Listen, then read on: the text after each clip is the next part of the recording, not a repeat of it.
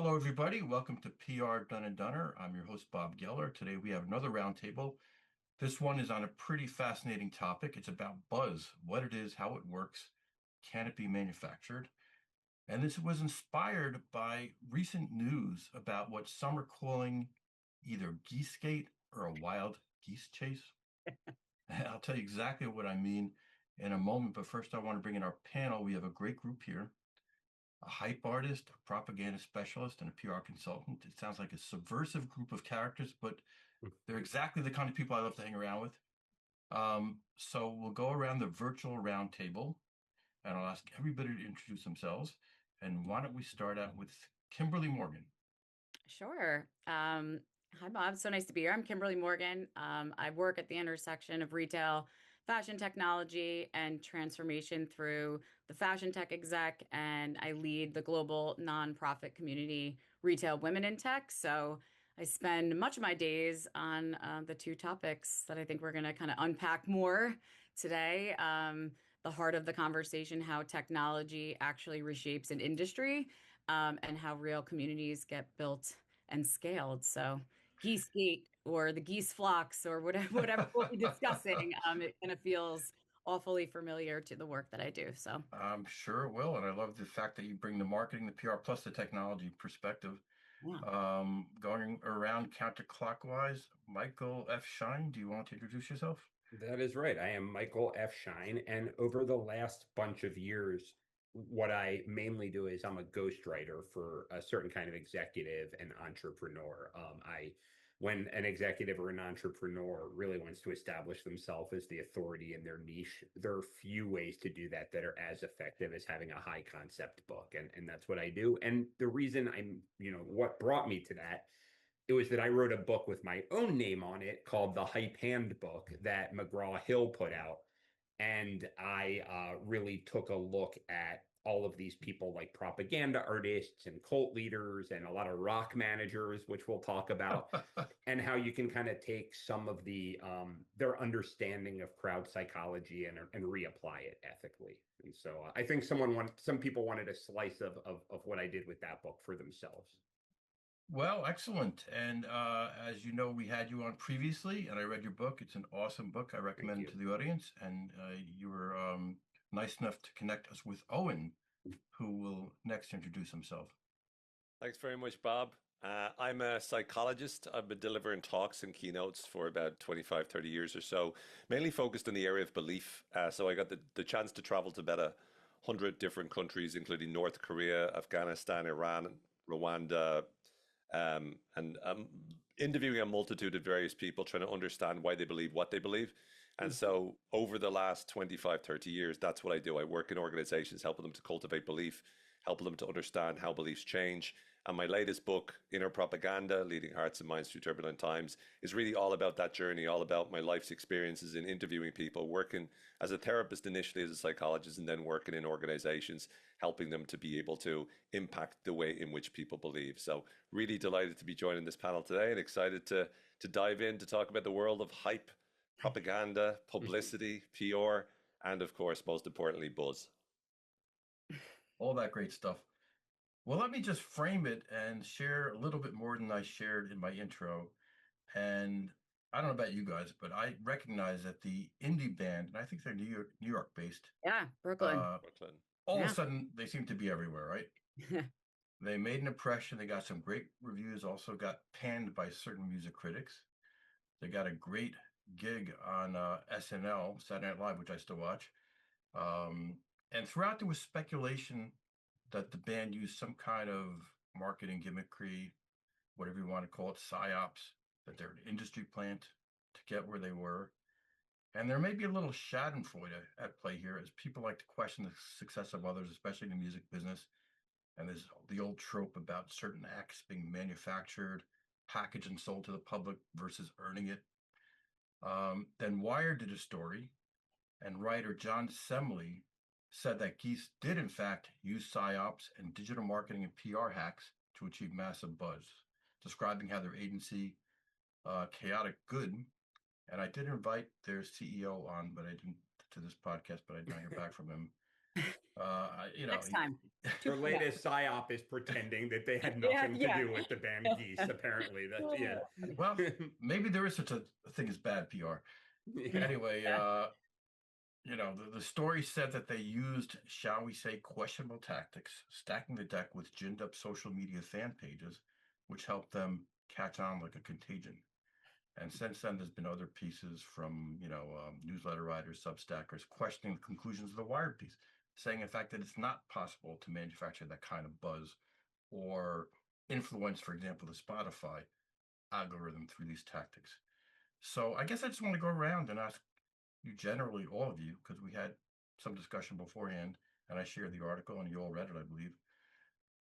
What are your thoughts about Geese and the Wired piece? I guess we can go around. Maybe this time we'll start with Owen.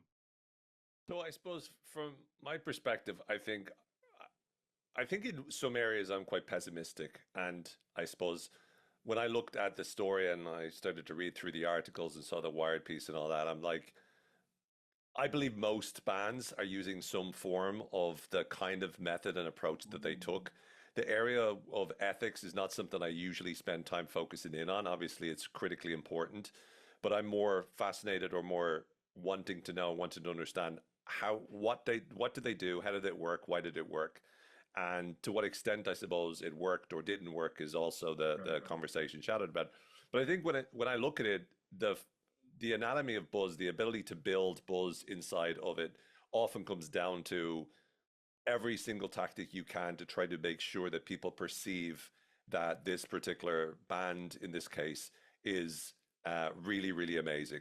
And that is, like, if we talk about hype, and again, I'm sure that Michael and Kimberly will talk more about this, but for me, hype is the strategic amplification of emotion, whereas buzz is more about the social proof element of that, and how when you get people talking, then you influence the perception that people have of it. So I think that, first of all, people did like Geese. They are, to some people, a really great band, and to other people, they don't like it. I think that's true of most musicians. I know incredibly successful artists, and I know people who absolutely hate them. So there's going to be both. And I think what's important here is to look at, well, what's really going on. And I think that in most of the music industry, this is done, but in this case, it was an agency, kind of shadowy agency. And what's problematic is when you actually make up people that don't exist. So that's deception, which is manipulation. But I also think, and I bring this, the main point I'm making is, I think deception is also used by a lot of the bigger industry players. I think it's used, look, X Factor is a great example. And I don't think that's always the fault of the actual artist. Oftentimes it's, the machine around it. And I just think that what was done here, whether it was successful or not, or to what extent, I think it's happening a lot more than we give credit for. So, right. That makes sense. Michael, do you have any thoughts on the story? My suspicion about what's going on here is a little bit different than even what the article is spotlighting. And this is what I mean. So as a lot of people know about me, I like music a lot, but more importantly than that, a lot of us like music. I've spent a lot of time studying old rock and roll and early hip hop promotion because it was some of the best. I mean, jazz is music, rock and roll is theater, rock and roll is image, all of this, and rap as well. And if you look at the Beatles and the Stones, to give two examples, there was the buzz was completely manufactured in the beginning. So very much so. So very notably, Brian Epstein, because no one knew who they were in the United States, his father owned the biggest record shop in the north of England, and he had a lot of pull and industry connections. And he went to the United States and surreptitiously bought thousands and thousands of records to drive the singles up in the charts. The Rolling Stones, their original manager, Andrew Loog Oldham, did things like, they really hadn't played outside of London. And but crowds would get very crazy for them because they were the Rolling Stones and they had that energy. And he would take pictures of people going crazy and imply to the press that that was happening all over England. Now, the difference is, I don't think Geese is popular. And listen what I mean by that. So I have a almost 16-year-old daughter. And she often makes me feel like an idiot because I'll talk to her from my middle-aged point of view about some pop culture phenomenon that the New Yorker or the New York Times wrote about that the youth is into. And she'll say to me, no one cares about that at all. Like I remember one, it was about the hyper pop movement and it's taking the world by storm and this group 100 Gex, and my daughter's like, I don't have any idea what that is. And I think that's the same for Geese. I think that there's a simulacrum, there's this idea. It's what a popular band is supposed to be like. The media is writing about them. They're on Saturday Night Live. They got like 1 million streams. I don't think so. I wasn't around for the Beatles and the Stones. I was around for Nirvana. The energy was through the roof about Nirvana. You could feel it in the air. The radio stations changed overnight. Kids weren't teasing their hair anymore, This isn't happening. This is a middle of the road indie rock band that could have come out in the year 2000. I think that's the scandal. I don't think it's real buzz. I think it's media buzz because I don't think they've got the stuff. I don't think they're an exciting band. So I think it's okay to use the buzz to do whatever you have to do to build up the buzz. I think it's going to be a flash in the pan. I don't think anyone's going to be talking about this band in a couple of years. Okay. Fair enough. I could be wrong, but I don't know any young person that I know talking about this group. By the way, going back to your points about the Beatles and the Stones, Brian Epstein wrote a book, an autobiography. I don't know if you read it.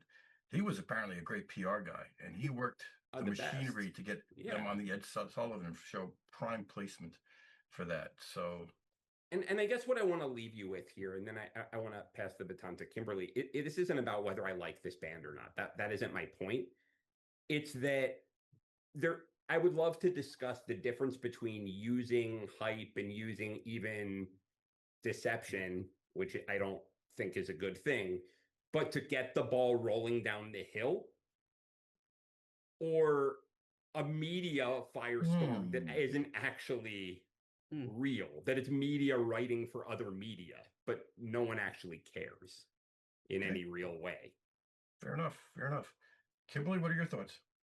Yeah, I think, the overnight success framing, and I think maybe, Michael, that kind of builds into what you're saying. I mean, that part, they've been around for a while. Oh, and you said that, I mean, they started this is their third album. Right.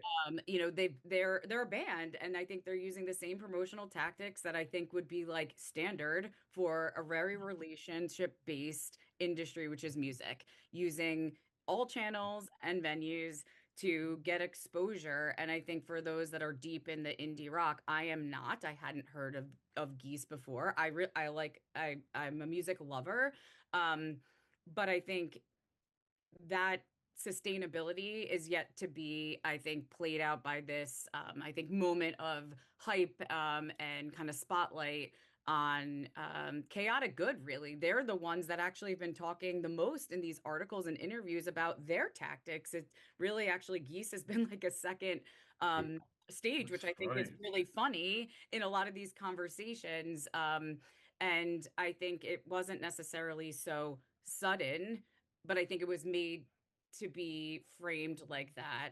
They've had, in those sectors in that group, people know about them. Their concerts are sold out. They have albums, but then they were getting written about. And I think they were brought into the spotlight, which I think a lot of people were like, oh, this unknown group. Well, to those that know them, much like a community, if you build it, it's like, I'm in this community. I believe in this. I know what it's about. Oh, now you're hearing about it. Yeah, this has been going on for years. It's just now in a forum that I think has been tipped into mainstream that has been, I think, not positioned correctly. And I think, yeah.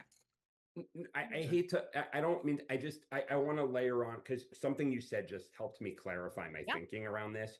I think part of what you said is exactly the point. I think the phrase indie rock here is key. So this will be a little bit inside baseball, but in 1991, rock music, indie and otherwise, was at the center of the culture.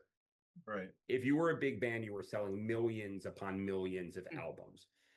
Rock music right now is what jazz was when we were growing up. I have a friend whose son is in a band called Trivium. They're one of the biggest metal bands in the world, and he makes an upper middle class income, tours nonstop. He would have been worth $100 million. I feel like the media narrative is that this is the new Beatles. This is the biggest thing to ever be. I think that's the disconnect. The buzz, it's buzz that isn't aligned with reality. And I think that's the real, not scandal, but that's the unique thing. Well, and I think that goes to, and I'm sure I would love to hear your take, Owen, on this when you talk about beliefs. Like that's the difference between sustainable engagement and impressions. Right. And that's what chaotic good through, fabricated, which also the stats too and the facts are a little bit soft. I mean, they fabricate, they push it out for TikTok and get some impressions. But I think the sustainability of actual engagement and connection, that's yet to be told. I mean, I think they'll probably still be the same performing band that they were a year ago. In a year, are they going to be, more than that? Maybe so, maybe not. I don't know. I think their fans will determine that. And then will their music resonate with others that they haven't yet engaged with to get them to believe and like it? I mean, you like it or you don't. If you like that music, you're into it. If you don't like it. I mean, you can't, that's the consumer, the fan to decide. And I think just to add to what both of you said there, I think there's a phenomenon in psychology called the availability bias, where the more you see something around, the more you think it's actually, prevalent in society. So you start to hear about the band and you think, oh, they're everywhere, right? And then all of a sudden that becomes part of the narrative, part of the buzz. And I think the problem is that this has been done for years by, like we said, by the record industry. Michael, you gave an example of many years ago, the Beatles, Rolling Stones.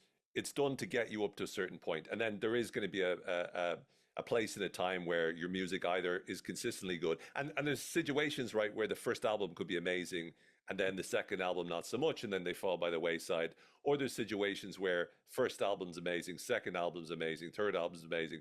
But once again, that's all interpreted. Everything that we do is interpreted through story. So if I listen to an album and I think it's really good, and then I see a report talking about why it's not good, and the same person is someone I respect, that's going to change the story or narrative I'm telling about that. And so what we have to, I think, recognize as well is that it's all about a story war. It's the story war that we're trying to convince people this is what this band is. And even if you take the whole psyops stuff, I mean, that's just thrown around. I think it's a lazy use of it in this case. It's like, oh, it's a psyop. It's like you are manipulating people as if, nobody else has ever done this, or as if this is a secret tactic. This is part and parcel of what's been happening in politics and music, in marketing and business. This is part of the game. And of course, we need to call out when it's fake, when it's wrong, especially with AI and bots and all sorts of stuff. We need to call that out. But to turn around and say, oh, this one group, chaotic good or whatever they're called, they're manipulating, they're doing this. Yeah, good. But at the same time, so is so much of the industry and so much of, the standard practice for many years is controlling perception through stories and through amplifying that in articles like this. You're positioning in a certain way. And actually, we're talking about chaotic good. We're talking about, Geese. We're talking as a result of those articles. All these articles and our conversation, and probably lots more, are happening. That's great for Geese. Geese are delighted with that, Yeah. I'm sorry, you were going to say, Kimberly? No, I was just going to say, I think we have to remember to, because in fashion, this happens all the time, but in any large scale community, I mean, there are teams behind these people that are, Cat's Eye, other, Pop Sense. They have teams dedicated to each of them to write content before a show. They're recording content before the show. They're recording after. They're streaming it.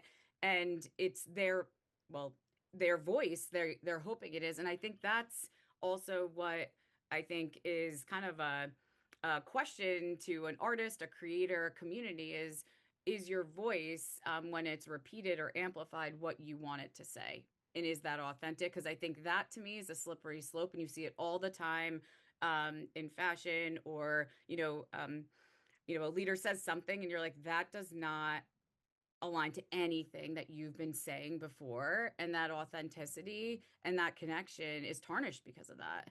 And so I think it is really holding as close as you can those teams that are amplifying your stories. Is it ultimately telling the story that you want it to share? Because that will make or break you. And I think you can't recover from the loss of those fans, those consumers. I mean, it's a very slippery slope. Do you work with those teams? Are you strictly PR and media, or do you guys do any of that kind of stuff for fashion? For fashion brands, they have teams that are running all of that and building that and feeding that and managing that from Instagram to TikTok to LinkedIn. I mean, any large scale promotion, I'm sure Michael, on, ghostwriting. I mean, content that you're creating, it's a full-time job. And the same thing for a community. Retail Women in Tech, we're bootstrapping that now, but we have 24 interns that have just come in. And we need a community manager on Instagram to make sure our mission and our voice of accessibility and mobility comes through.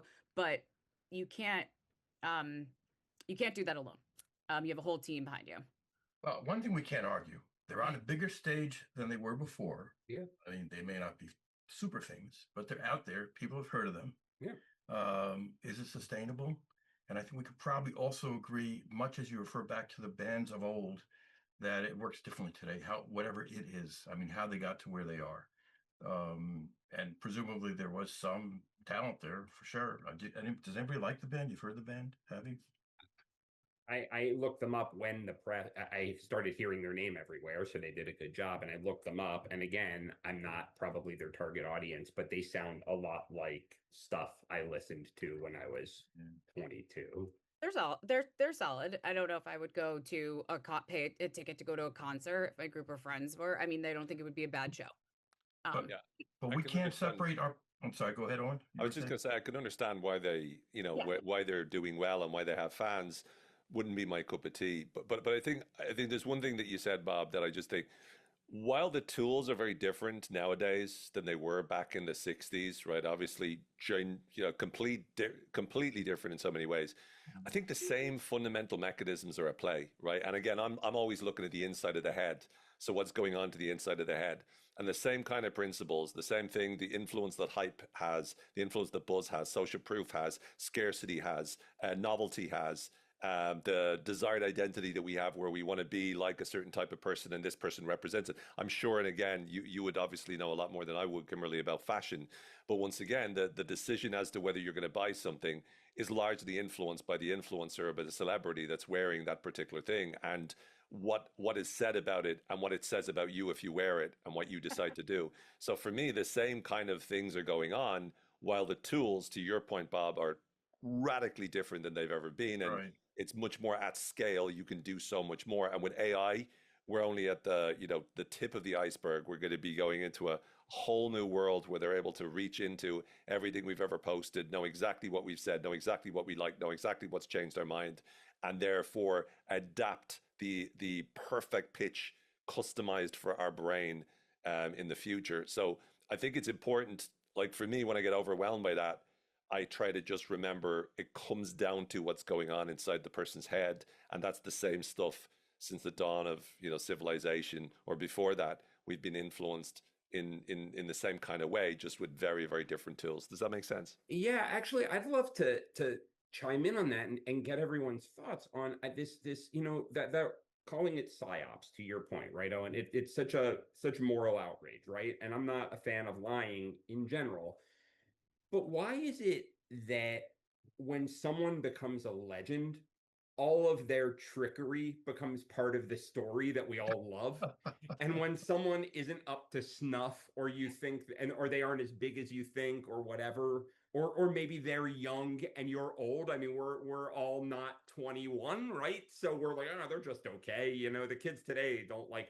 So I guess my point is, so to use a fashion example, and I wrote about this in my book, so it just came to mind, Mark Echo, right, from Echo brand clothing, he got one rack in Macy's of his stuff, which if it had failed, it was a big opportunity, but if it had failed, he would have been done. He would have been over, because none of the Macy's would have seen his test case as a failure.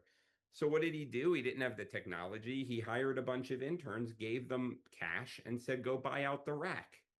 And he told them how much to space it out.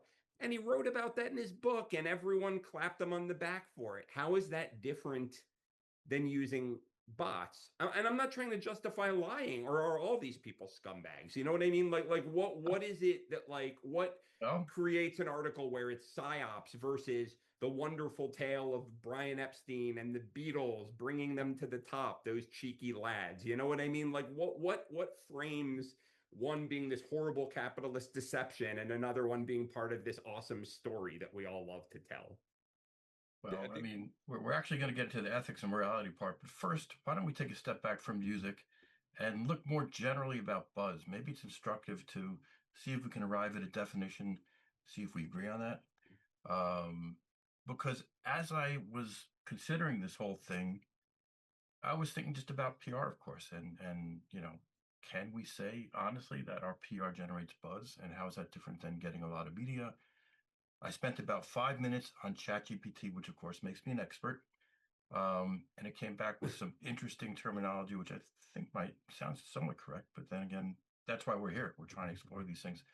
It said buzz is a temporary self-propelled increase in attention and conversation about something driven by social transmission, people sharing with people, not just exposure, people seeing something.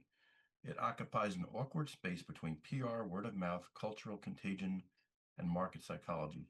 Everyone recognizes it. When it happens, few agree on how to define it. Would you agree with that? I think it's probably I think Please. it's probably just like everything from ChatGPT. There's just way too many words in it. I mean, I I like abbreviated, by the way. There was a lot more words. I'm no doubt whatsoever, Bob. No, I just see, like, for me, I see hype as being strategic amplification of feeling or emotion, and then buzz is like the social transmission of that. So I think that ultimately speaking, this is all about feelings. And whenever I am really excited about something, or someone hypes me up about something, or a brand does it, then that's going to be positive for that brand and make it much more likely I'm going to consume whatever that product is. But also with buzz, you're trying to get me to share that hype with others. And the more that you get a bunch of people talking about it, the more that the buzz makes the hype stronger, the hype makes the buzz stronger, and it's kind of a cyclical relationship that goes on. That's probably very simplistic, but I just find whenever we look for definitions, people, especially in more academic circles, which is what a lot of times ChatGPT leans into for definitions, Right. everyone starts using a lot of big words and not necessarily saying very much. Okay. Other thoughts?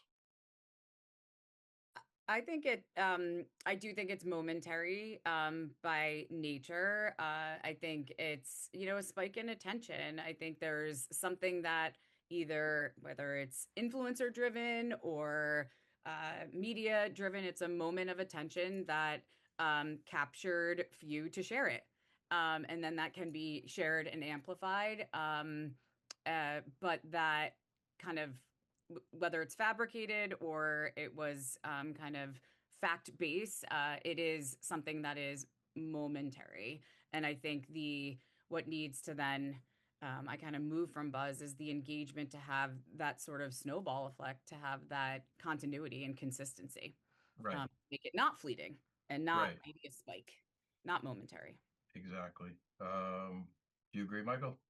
Well, yeah. I mean, one thing that ChatGPT definition, I have to say, it puts something in my head. I did have to read it a few times, but when I did, it actually made me think of something about buzz that I had never thought about. And it's that idea of, again, rolling that snowball down the hill, that other people are spreading the word for you. And I think that's I'm not a PR professional in any traditional sense of the word, but I think that it's worth PR people paying attention to that, because when I'm thinking about PR people to partner with or hire, a lot of them, the majority of them, I would say, talk about where they're going to get you placement. And that's important.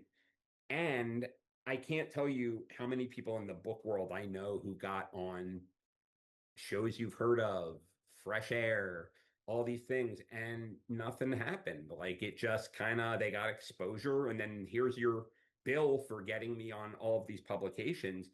And then you think about the great hype artists or even PR people like Edward Bernays, people like that. They were very strategic in using public appearances and press to stoke buzz, to get people talking about a thing in a way that didn't even seem like they had the idea planted in their head by the press. And I almost wish, when I have to be frank, like a lot of PR people that I come across, I'm very reluctant to either hire them, make the investment in hiring them, or recommending them because they talk about the articles they're going to get for you or the podcast interviews. And I think, yeah, but is that going to reimburse the investment? But if people could make a case for building buzz, a compelling case, I don't know, that definition seemed really compelling to me. I'd like to see more of that. Well, Kimberly and I come from the PR side, and I think I know I am. I'm sure you probably are as well, Kimberly. We're strategic, and we're not just going for that first hit or that only hit, but we're looking at impact on business results. I think it's probably the dream of any brand or celebrity to get that massive buzz and then sustain it and go to the next step. So, and the agencies, the PR agencies, the marketing agencies should hopefully know how to do something like that. I mean, I think none of what Chaotic Good shared or talked about, or actually in any of was like any type of like return on investment or ROI type of metrics of, it might have been impression based. Sure, that could be some form, but if you have a great spot on a TV or, airtime, what's going to get someone else to share it and then to lean in. So it's not just one. I can get one person to click play on Geese, but is it going to get me to do it again? Is it going to get me to share it with my friend? Then you talk about going viral, and then it's like you have to be a part of this. Oh, and that probably goes into a lot of the beliefs, the scarcity. Fashion does that a lot of times. Strategic drops or collabs. Finite collections. But I think that, it's the sustained impact, not just this momentary spikes that I think will drive the connection. I think there's one other piece as well. I think the idea of getting buzz is great, right? We get more people talking about it, but just because we have people talking about it doesn't necessarily mean those same people are influenced by the buzz to actually go and purchase the product, right? Exactly. So you're talking a lot. But what are they saying? Are they saying something negative or positive? Well, here's the thing. I recently had a video I posted to Instagram, and normally, my traction, was maybe a couple of dozen or whatever likes. This one is up to 550,000 views in 10 days. Oh, wow! I've doubled the followers on my Instagram from 6,000 to 12 to almost 13,000. Lots of likes, like 25 or 30,000 likes or something, like hundreds of shares. And I look at it, and I've been trying to find for years, posting almost daily, trying to find what is it that will go viral, what is it that do it. And this one, clueless that it was going to do anything. It was literally a clip from a social media, from a podcast that I had. Always like that, right? Yeah. And but the thing is, when I look closer at the data, and I actually read the comments, it's in a nutshell, it's actually relevant to the conversation. It's me talking about a study that was done in 2021 about the language that's been used since 1850 in books and newspapers, and how it got more and more progressively more rational and logical based up to the 1980s, and then it turned a corner and it started to become much more emotional. And then in 2007, it fell off an emotional cliff and became even more full of hyperbole and exaggeration and emotion and stuff. So that was a study that they did. I shared that, talked about it, and then made a point about the importance of our own brain and blah, blah, blah, blah, blah, how we need to take control of that. What was interesting was so many of the comments were, it's because of the Democrats, it's because of the Republicans, it's because of Trump, it's because of Obama. And so you have a lot of people, and a lot of them following, but a lot of people that have joined the conversation. I guess some bots as well, because there was definitely some rage bait in there in terms of this group. Every minority group you can imagine, as well as majority group, they were all like in one comment. There's like 900 comments or something. And so going through it, obviously there's going to be some fans there. It definitely is being a positive overall for the profile. But all of that buzz is great to get me more followers, but it doesn't necessarily mean those followers are going to, want to work with me or want to listen to me anymore, because I'm much more, here's how you do this and here's how to help. And a lot of people aren't necessarily in that game. They love talking about it because it means I can go on my soapbox and tell you who's to blame. But it's a good point. Buzz isn't always, even in PR, you get on, like, if I'm working with a PR company and they get me on Joe Rogan, let's say, while hopefully that will be positive in terms of getting me book sales, at the end of the day, it's more being able to say you were on this, which is a form of social proof. That's kind of the thing that you're paying money for.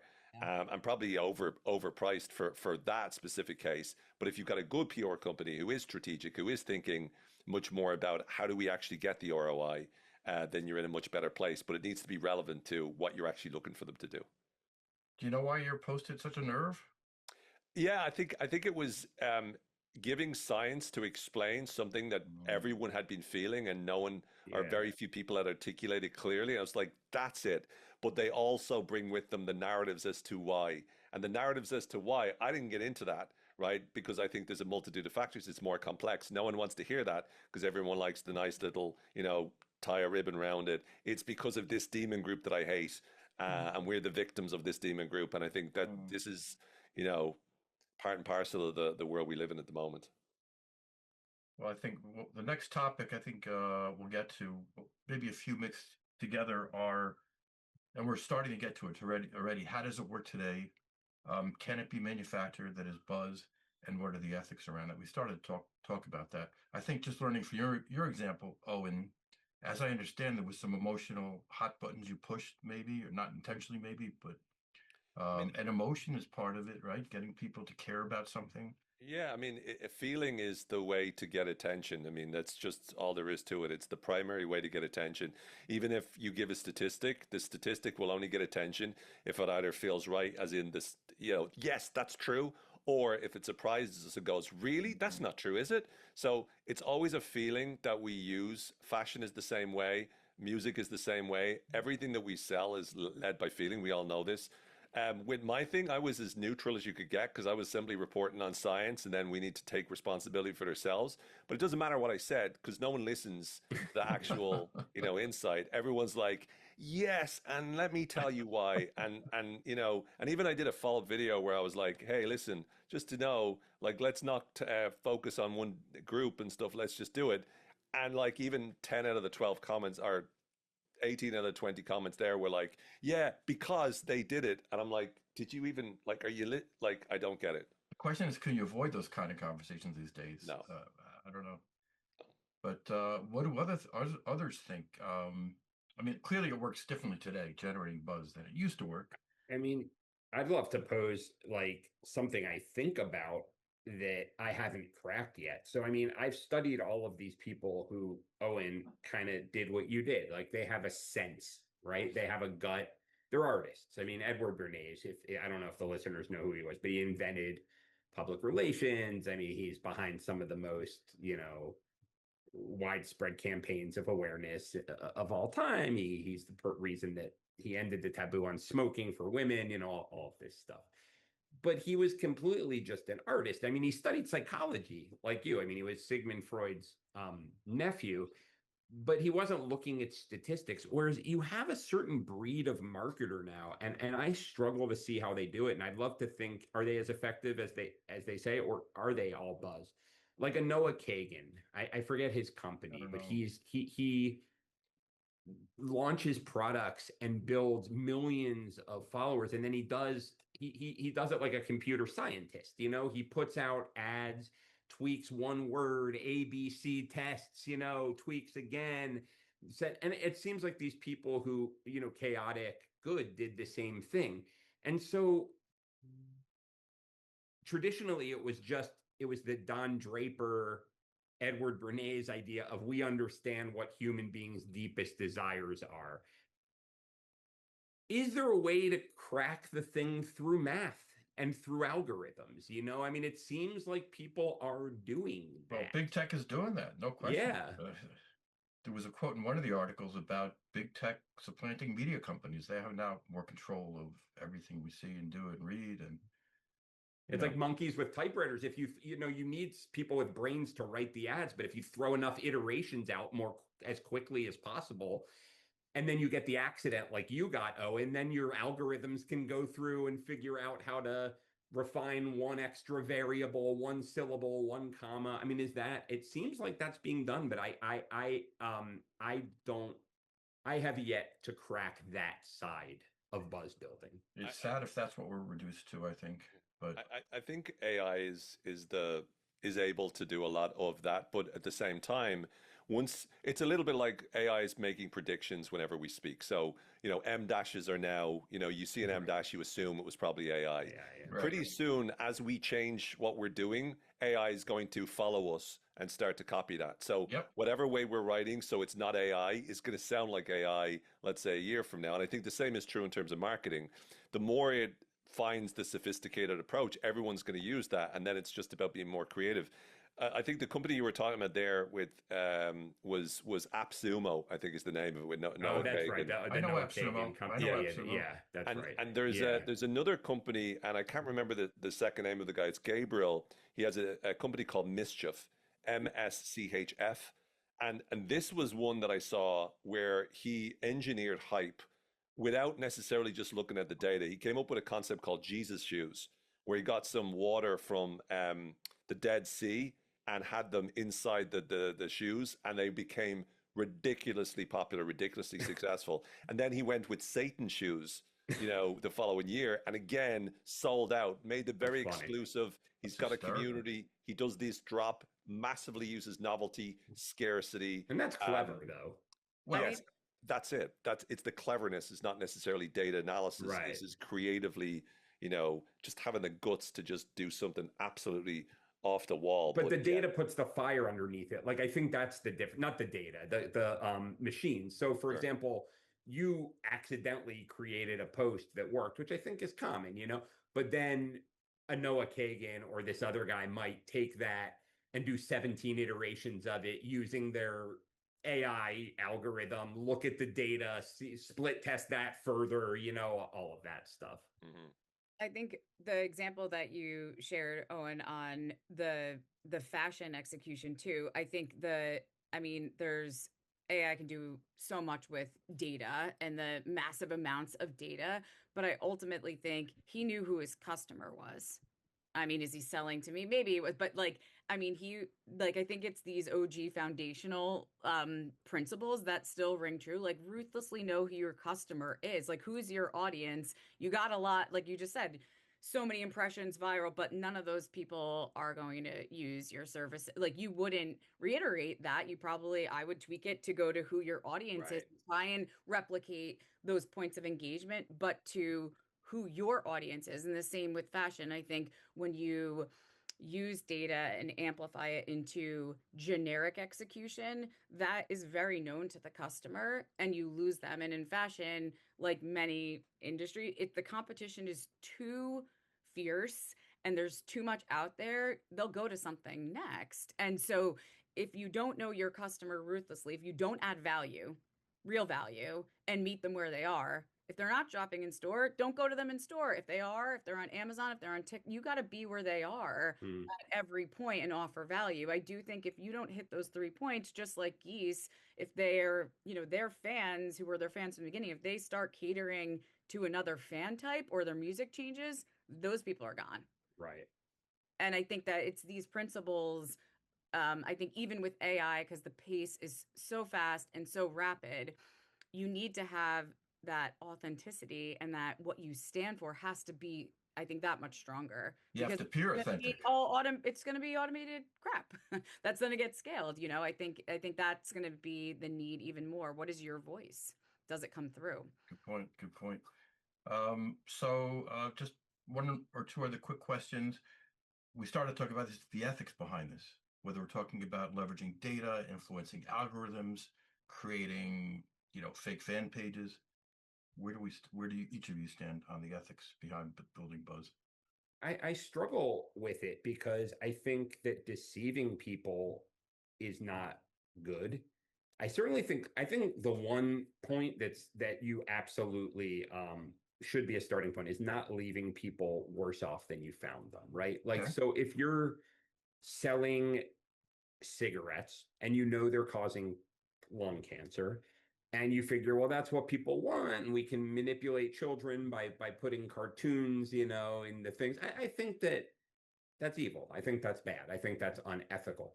It gets fuzzy when you're like, well, what is good for people and what isn't? Were the Rolling Stones good for people? We think they are now.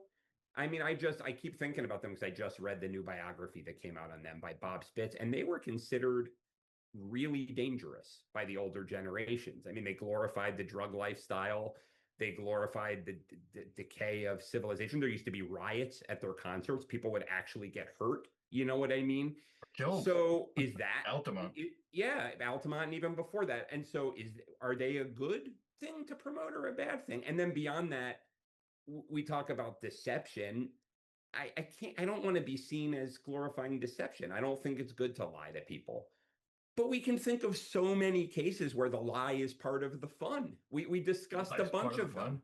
You know, yeah, I mean, really, you know, the thing I just said, I mean, about the Beatles, Brian Epstein buying albums to shoot the band to the top of the charts. Or a better example, this is one of the first scenes in my book, and the book's 6 years old already. I'm not saying it to promote the book, but it's very relevant. Promote the book, buy the book, people. Well, anyway, thank you. But you know, a story that people really like in that book, and it is about rock and roll, since this is about Geese. But Alice Cooper, you know, they were big in the United States. They were not big in England yet, and they weren't selling tickets. And their manager, who is a very, very talented hype artist and marketer and buzz builder, he got a picture of Alice Cooper, the singer, naked with a boa constrictor around his private area, blew it up on a billboard, put it on the back of a truck, and told the guy who was driving the truck to break down at Piccadilly Circus at rush hour, because he knew traffic helicopters would be there, and everyone in the country went crazy, and it made all the kids love them because they made the parents angry. Now, he lied on multiple levels. I mean, he caused a massive disturbance. The guy who drove the truck went to jail, which he knew would happen. They bailed him out. Alice Cooper was not the devil worshiper that they made him out to be. He was a Christian who played golf, which actually hurt his image when that came out. They completely hid that. You know what I mean? They lied about that. But we love that. We love Barnum. People loved Barnum. So I don't know the answer, but my question is, when does a lie become part of the theater and the fun, and when is it actually harmful and deceptive? I'd love to hear you. That's great. I'd love to hear your view also, Owen, because you write about propaganda. But before, real quickly, I mean, I think there's two separate questions. The client, do you want to take this kind of client? Then how do you promote them? Those are two different sets of, I think, ethical questions. Anyway, Owen, what is your view on this? I think that similar to Michael, I struggle a bit with it. I think that I always define the difference between manipulation and influence as being manipulation is when you've got your own intentions and you don't care about theirs, number one. And number two, you use deception to get what you want. And I think when those two conditions are present, it's always manipulation. When they're not, more often than not, it's influence. And again, the problem is, I get what you're saying, Michael, about, you know, when people go in and they lie on purpose to do it, or the cigarette example. But also we lie to ourselves. Like that's the entire book, Inner Propaganda, they wrote is all about the fact that we lie to ourselves. So I remember years ago, my mum had a friend who worked in a cigarette factory, and I was, you know, I was like a teenager, but I was helping people stop smoking, doing hypnosis with them to help them stop smoking at the time, right? And I got chatting to her, and I was like a kid. I was like very much, I'm going to stop people smoking. And she had a big argument with me, and she justified and defended and said the evidence is wrong. It sounded, again, like a lot of cults, like a lot of people in politics, quite frankly, where it's a complete denial of reality. And they justify, because no one ever sees themselves as the villain in a story. Right. So that makes it more problematic. You know, it's the whole Thanos thing. He clicks his fingers, spoiler alert, half the population of the universe, you know, ceases to exist. But he's saying, this is what we need to do. It's always the same stuff. So I think that's the problem we deal with. I think deception is it's very important to be able to look, even though it's the fun of it, this is the real world here.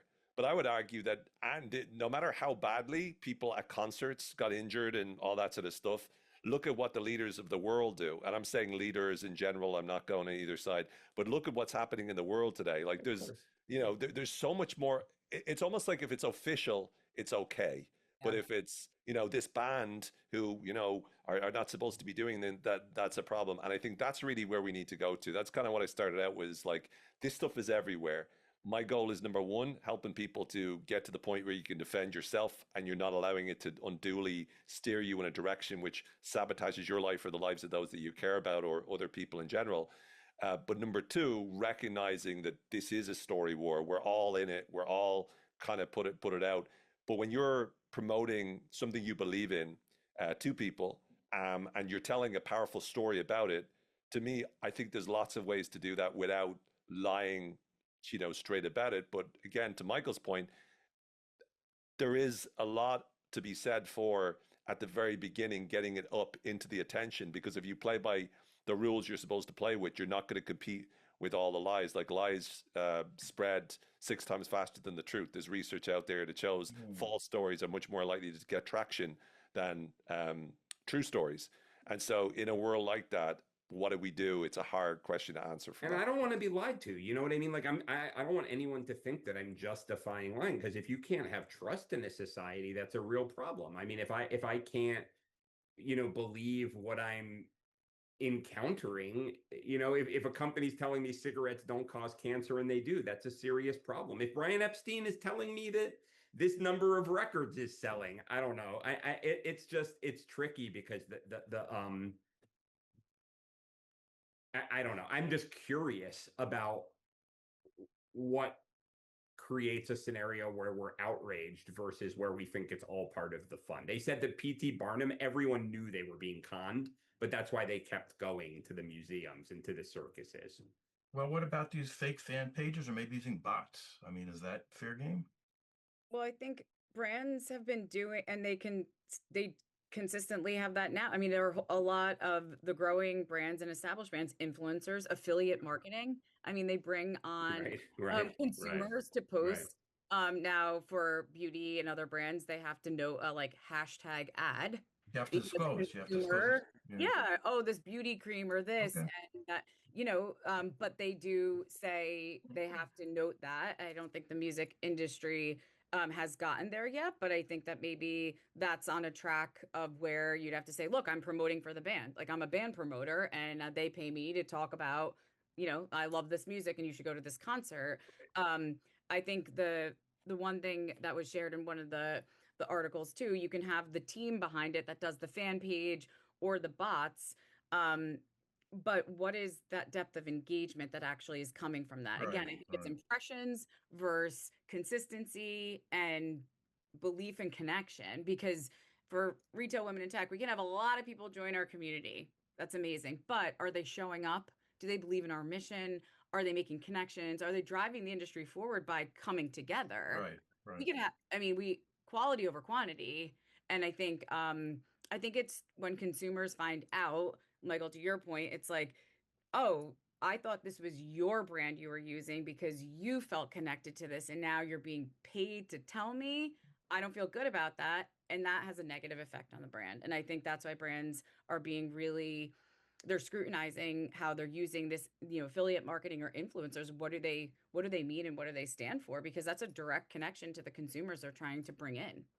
It's funny, we see it on podcasts all the time, though. I mean, it's hard for me to believe that Joe Rogan, Ryan Holiday, and the Pod Save America guys are all using Athletic Greens and Magic Spoon cereal. It's like, oh, I used to love cereal and couldn't eat it, but I really do. I eat this cereal every day. Yeah, there's no way. And that's kind of lying, right? I mean, isn't it? But they do it. I mean, or maybe they all love this cereal. I don't know. Well, we're going to... I don't know. You were going to say, Kimberly? I'm sorry. No, I think, look, this is advertising 101. I mean, I sold magazines and we had they were called editorial spreads. They're still in there, buy magazines, but, the editors would write lovely content next to their ad. And it would, could be about Humira and, lifestyle things or, Diet Coke and great, low calorie summer refreshers, recipes, Martha Stewart. I mean, this is advertising. Now it's just taking on the form, which I think is where the ethical piece comes in of scale and bots and things that can be fabricated and take on a life that is so far from the brand, because I think that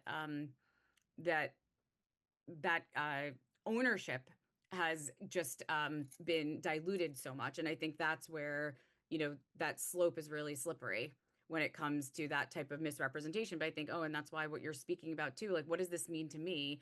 Do I believe this, or is this a lie? You know, George Costanza, Seinfeld, it's not a lie. You believe it. You know, people believe things because they might even know it's bad, but they don't want to do that. You know, they want to hear what they want to hear. And I think that that's where the ethics come into play of what is being shared and who is really, you know, a fan, or am I being paid to share this? And I think consumers have the right to know that. Or maybe they'll figure it out and then they'll make their own decision on themselves, and the brand will have to, you know, kind of you know, do triage on that. Well, if every piece of content is a piece of marketing, then we don't really have content, right? I mean, like in the past, they did used to have, I know you're talking about those articles, but if you published an article that looked like an article, you had to put advertorial. Yeah, you had to advertorial, you know, right exactly. on there, and it had to be a certain font type.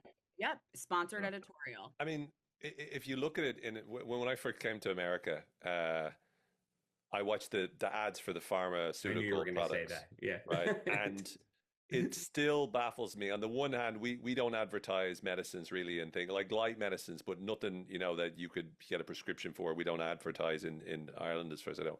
But on, you know, the whole thing was you could see an image of these, you know, these two older people, and they're like happy and they're loving, and it says, get this will help you with this. And then the side effects are like 45 seconds of the thing at the bottom with the voice going, don't take this because if you do, it'll help you stop breathing and you'll never see again, and blah, blah, blah. You're like hearing all this stuff. And I'm like, always was baffled with how does that work? And it works because the feelings created by the imagery there and the feelings created by the overall promise of it overrides everything else. It's the same thing of the cigarette. I want the cigarette, therefore the package that tells me this is dangerous with a giant skull and crossbones on the front, you will die. That's it. It doesn't influence us whatsoever. But I think going back to it, I think the one thing we can do as human beings, and once more, what I try to get people to recognize is the problem here is that the propaganda on the outside becomes inner propaganda, and when it does, that's what causes us to make the decisions. And to me, I always say to people, whenever you're reading an article in the newspaper, whenever you're, you know, listening to whether or not something is taken off, listening to whether something's good, whenever you listen to a politician, especially, whenever you are consuming something, ask yourself, what are they trying to convince me of? And then who stands to gain based on that? And if you just remember those two questions, it opens up the world and every single thing. Now, it also will make you a little bit paranoid because you're like, what are you trying to, but it means it gives you a second thought. It gets you to second think a lot of what comes through you. And it means you're less likely to be hoodwinked by it because you're going, everyone's an agenda. People aren't just randomly going, oh, I just emerged from Plato's cave. Here you go. Here's the truth. Let me share it. And everyone goes, oh, great. And yet that's how we kind of consume it. If we like the person and they tell us what we want to hear, we're like, you know, to your point, Kimberly, we're like, yes, that's true. Why? Because I feel it's true. But just because they say it doesn't make it so. When you start to realize that person gets a benefit from this, and this is what they're trying to persuade me to do with this, all of a sudden watching CNN, Fox News, MSNBC, Truth, what any of them, you start to go, hang on a second, what's going on here? Yeah, you know, I went to high school with the girl, now woman, who was the person who had Simon Cowell's love child or whatever. He cheated on his best friend, who was her husband, blah, blah, blah, blah, blah. It was this big celebrity gossip story. So one morning in around 2011, I came to work and I had about 25 emails in my email box from the British tabloid press and not so tabloid press. And I didn't answer any of them.